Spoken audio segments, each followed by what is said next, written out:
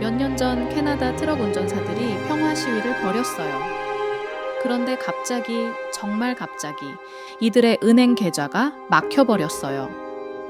시위 참여자뿐 아니라 단순히 후원금을 보낸 평범한 시민들까지 하루아침에 돈이 묶였죠. 상상해보세요. 아침에 일어났는데 카드가 먹통이고 계좌가 막혀있고 내 돈인데도 못 쓰는 거예요. 이게 말이 돼요? 오늘은 우리가 당연하게 여기는 금융 시스템이 사실은 누군가의 승인이 필요하다는 충격적인 진실과 비트코인이 어떻게 이 모든 걸 뒤집어 놓는지 정확히 알려드릴게요. 일단 봐봐요. 은행 계좌 하나 만들려면 뭐가 필요해요? 신분증, 주소 증명, 소득 증명, 신용 점수, 그리고 은행의 승인이요. 승인이에요, 여러분. 내 돈 맡긴다는데 무슨 승인이에요? 해외 송금 한 번 하려면요. 은행에 구구절절 용도 설명하고 세무서 신고하고 수수료 10% 넘게 내고 그래도 3일에서 5일 걸려요. 왜요? 중간에 허가받아야 하는 기관이 대여섯 개나 되니까요. 더 충격적인 건 이 모든 게 언제든 취소될 수 있다는 거예요. 정부가 마음 먹으면, 은행이 판단하면, 어떤 알고리즘이 수상하다고 찍으면 여러분의 금융권한은 사라져요. 2023년 통계를 보면 전 세계 성인 약 14억 명이 은행 계좌가 없어요. 왜요? 가난해서, 신분증이 없어서, 거주지가 불안정해서, 아니면 그냥 은행이 이 사람들을 수익성 없다 하고 판단해서요. 이게 허가제 시스템의 본질이에요. 그리고 이 시스템은 절대 중립적이지 않아요. 위키리크스 기억하시죠? 2010년 정부 기밀을 폭로했다는 이유로 비자, 마스터카드, 페이팔이 일제히 후원금 결제를 차단했어요. 법원 판결도 없이요. 기업들이 정치적 판단을 내린 거예요. 이란 같은 나라는 아예 국가 단위로 글로벌 결제 시스템에서 차단당했고요. 개인의 정치적 의견, 국적, 거주지, 이런 게 금융 접근권을 좌우하는 세상이에요. 이게 정상인가요? 돈이라는 건, 거래라는 건 누군가의 허락을 받아야만 가능한 특권이어야 하나요? 자, 여기서 비트코인이 등장해요. 사토시 나카모토가 만든 이 시스템은 근본부터 달라요. 누구의 허락도 필요 없다는 거예요. 은행 승인? 필요 없어요. 정부 허가? 필요 없어요. 신원 인증? 그것도 필요 없어요. 전 세계 누구나 언제 어디서든 비트코인 네트워크에 참여할 수 있어요. 이게 어떻게 가능하냐고요? 비트코인의 구조 자체가 검열이 불가능해요. 전 세계에 흩어진 수만 개의 노드들이 똑같은 권한을 가지고 네트워크를 운영해요. 특권을 가진 중앙 서버가 없어요. 누가 거래를 막으려면 전 세계 모든 노드를 동시에 막아야 하는데 이건 불가능해요. 그 중국이 채굴을 금지했을 때도 끄떡없이 돌아갔어요. 왜요? 채굴자들이 다른 나라로 이동했고 네트워크 자체는 아무 영향도 받지 않았으니까요. 그리고 이게 정말 중요한 건데요. 비트코인 프로토콜은 완벽하게 중립적이에요. 거래를 처리할 때 누구 돈인지, 어디로 가는지, 얼마나 큰 금액인지 이런 거 전혀 안 봐요. 오직 암호학적으로 유효한 거래인가만 확인해요. 아프리카 난민이나 억만장자나 네트워크 입장에선 똑같아요. 차별이 없어요. 특혜도 없고요. 여기서 채굴자나 검증자의 역할을 봐야 하는데요. 이 사람들도 특권이 없어요. 거래를 승인하거나 거부할 권한이 없어요. 그냥 수학적으로 유효한 거래를 모아 블록을 만들 뿐이에요. 만약 어떤 채굴자가 유효한 거래를 의도적으로 배제하면요.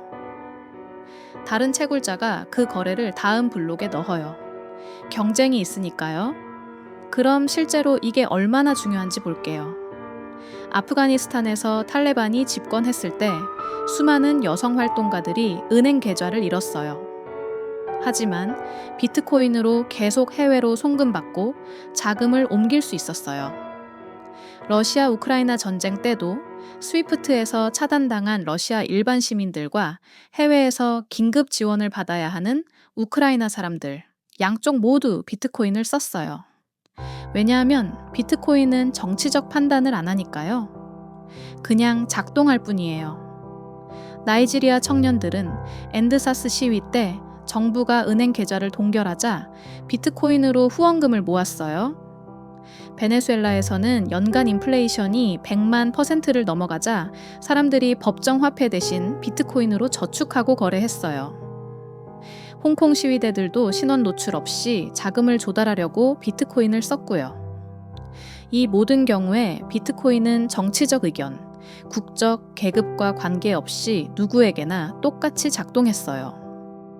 자, 여기서 좀 더 깊이 들어가 볼게요. 이게 단순히 기술 문제가 아니라 철학과 윤리의 문제예요. 금융 접근권은 인권이냐는 질문이에요. UN 인권선언을 보면 모든 사람은 재산을 소유하고 보호받을 권리가 있다고 나와요. 근데 현실은요, 은행이나 정부가 마음대로 그 권리를 빼앗을 수 있어요. 이게 말이 되나요? 비트코인의 탈화 가성은 사실 경제적 표현의 자유예요. 여러분이 어떤 생각을 하든, 어떤 물건을 사든, 누구한테 돈을 보내든 그건 여러분의 선택이에요. 근데 기존 시스템은 그 선택에 검열을 해요. 비트코인은 그런 판단을 안 해요. 프로토콜은 가치 중립적이고 윤리적으로 중립적이에요. 그리고 또 평등의 문제예요. 지금 시스템은 태생적으로 불평등해요.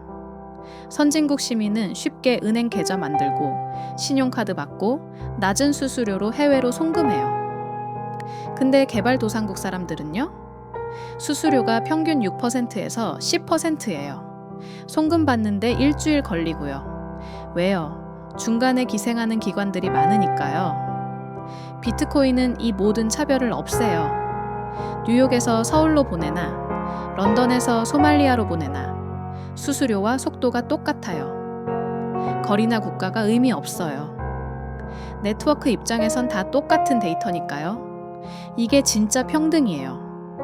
법으로 평등을 선언하는 게 아니라 시스템 자체가 차별을 물리적으로 불가능하게 만드는 거예요. 노드의 평등도 봐야 해요.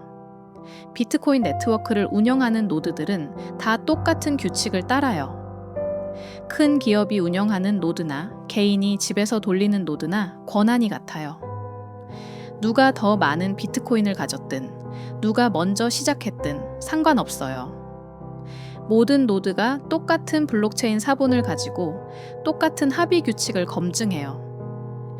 이게 탈중앙화의 본질이에요. 만약 어떤 채굴자나 노드가 규칙을 어기려고 하면요. 다른 노드들이 그 블록을 거부해요. 자동으로요. 투표도 필요 없고 중앙기관의 판단도 필요 없어요.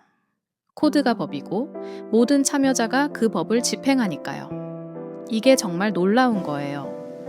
역사상 처음으로 중간기관 없이도 신뢰할 수 있는 화폐 시스템이 만들어진 거예요. 경제학자들이 이걸 뭐라고 부르는지 아세요? 신뢰 최소화 시스템이요.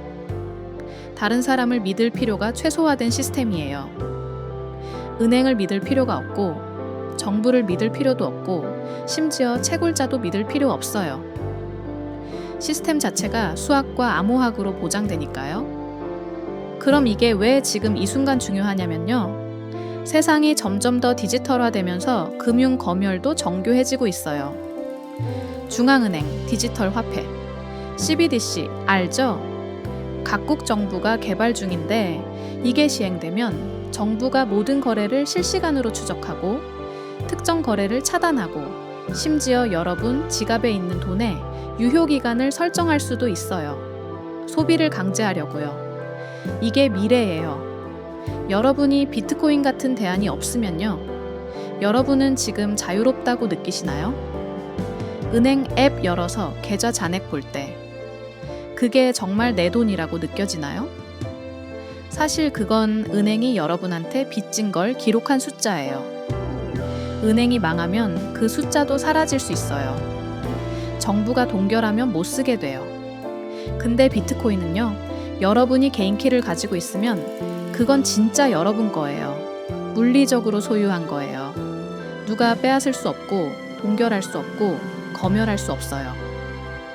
이게 진정한 의미의 소유예요. 재산권의 완성이에요. 세상에는 두 종류의 시스템이 있어요. 허락을 구해야 하는 시스템과 그냥 자유롭게 쓸 수 있는 시스템이요. 인터넷이 왜 세상을 바꿨는지 아세요? 누구나 웹사이트를 만들고 정보를 공유할 수 있었으니까요. 허가가 필요 없었어요. 비트코인은 금융 버전의 인터넷이에요. 누구나 참여하고 거래하고 가치를 저장할 수 있어요. 여러분, 지금 이 순간에도 전 세계 어딘가에서 누군가는 은행 계좌를 만들지 못해서 고통받고 있어요. 송금 수수료가 너무 비싸서 가족을 부양하지 못하고 있어요. 정부의 검열 때문에 자기 돈을 자유롭게 쓰지 못하고 있어요. 비트코인은 이 모든 사람들에게 희망이에요. 그리고 언젠가 여러분에게도 필요할 수 있어요. 그때 가서 준비하는 건 늦어요. 비트코인은 투자 상품이 아니라 자유의 도구예요. 검열에 저항하고 평등을 실현하고 개인의 경제적 주권을 지키는 기술이에요. 누구도 막을 수 없고 누구도 특혜를 받지 않는 진정으로 공정한 시스템이에요. 이게 왜 중요한지 이제 아시겠죠? 비트코인은 우리 세대가 다음 세대에게 물려줄 수 있는 가장 소중한 유산이에요. 경제적 자유라는 유산이요. Sitting in the basement apartment I rented with